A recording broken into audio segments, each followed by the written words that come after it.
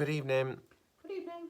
So, me and Elizabeth went for a walk earlier, and it's Father's Day. And she said, "What do you want to do tonight for Father's Day?" And I said, "Oh, watch Doctor Who. That'd be awesome." And she said, "Oh, which one is it?" And I said, "Oh, it's that one." And she went, "Oh, do you really want to watch that one?" And I said, "The thing is, bad Doctor Who's better than any other programme, still. Because even when Doctor Who's bad, there are moments, usually because of the Doctor, where it's the Doctor and it's just joyous and you're like, well, it doesn't matter. It's a rubbish story." And I then went on to cite a couple of stories where that wasn't the case. And one of them was Warriors of the Deep. And I can't remember any of the others. Twin Dilemma, maybe, whatever. And I said, so it'll be fine, we'll watch it anyway. Now, I was wrong. This is an appalling story. I haven't gone back. I was tempted to see what I said about. It's awful. It's awful for so many reasons. I haven't gone back to see what I said about Fear Her at the time, but obviously one tends to wipe out the most traumatic things, or I do anyway. So is this the worst New Who story thus far? Probably. And there are lots of reasons why, and I will list them as follows, and that was my thesis statement. The sets are rubbish. We're on a pirate ship. I want to be excited by a pirate ship. But this is the most studio-bound, cheap pirate ship I have ever seen in the entire history of my life. And I didn't notice that. This is compounded by the fact that when we eventually end up on the spaceship bit, it is a cheap as chips set with billowing bits of plastic.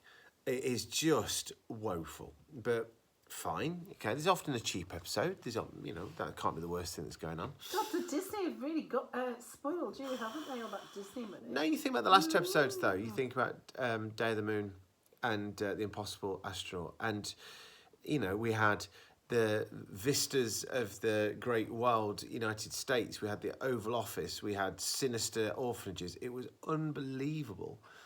And now we've got this, mess. Anyway, so there's that. Everything feels flat, performance-wise. The dialogue feels flat. Even the child, when he says, "Oh, you blackguard." Oh, Jesus Christ, don't. The child is terrible. Oh, God.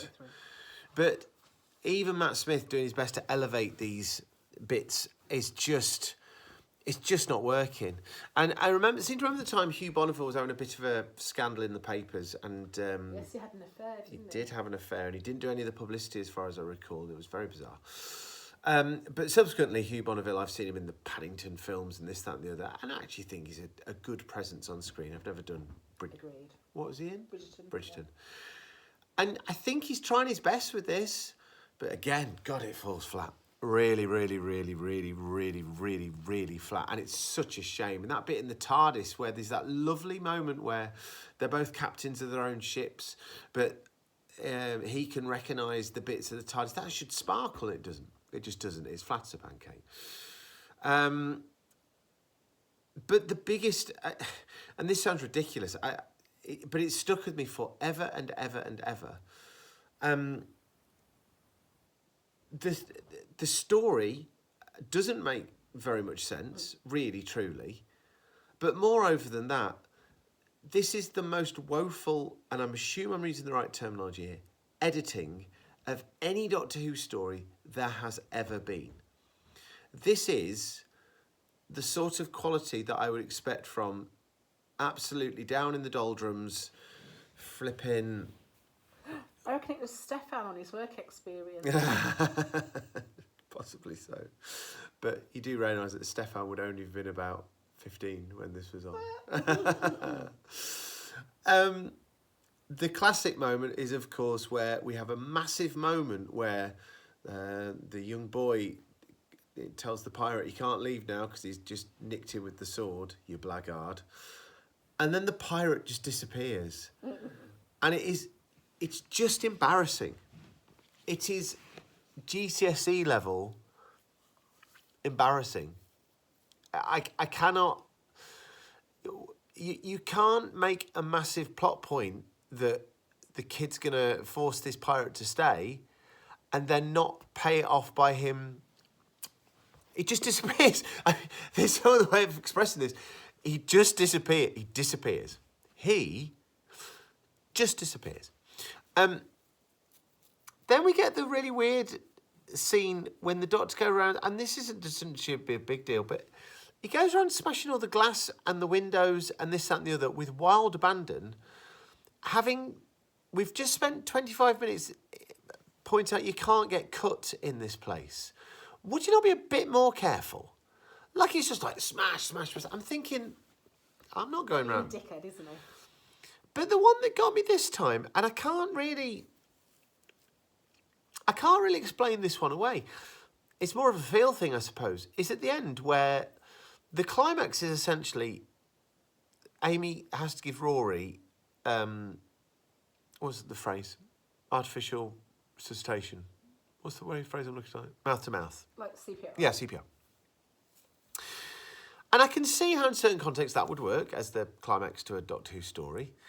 But my gosh, it feels a bit pathetic, especially given the fact that I'm absolutely convinced in the hundreds of years he's been around, the Doctor has done that before. And this sort of principle that Amy won't give up is not enough for me. I want the Doctor to... I don't... You know what I'm saying? It's completely illogical that he's going to leave it in Amy's hands when surely the Doctor knows what he's doing here. He understands human anatomy. All that. Okay, so I'll go with it. That's fine. And the actual scene takes forever. And eventually the Doctor looks as if, oh, we've buggered this. And then it cuts away to a wide shot with them. And Rory's clearly dead. And then Rory just wakes up. And... my God. I don't know what to say. I don't know whether I've just built it up in my head as being the abysmal 45 minutes of television. And I really wanted to be proved wrong on Father's Day. And, you know, we've had a nice day and I've cooked good food and we've walked and it's been lovely and I went for a run. You know, there's all these great things about today. And we could have watched Parks and Recreation. We chose to watch Doctor Who. And it was just abysmal. So there we go. I'm so sorry, Curse of the Black Spot fans. But it was pants. And some of the special effects were a bit crap as well. And the mermaidy woman flying through the sky at one point looked laughable. This is just poor as New Who's been. And I'm very sad about that. So I'm going to say no more, apart from the fact that the next episode that's on, oh my crikey, I happened to mention at school the other day that it was one of my favourite episodes. Not that I've ever seen it before, by the rules of the Whoathon. And a colleague went, don't know why you like that one. So I can't wait to tell you why I like that one next time. Farewell, bye-bye.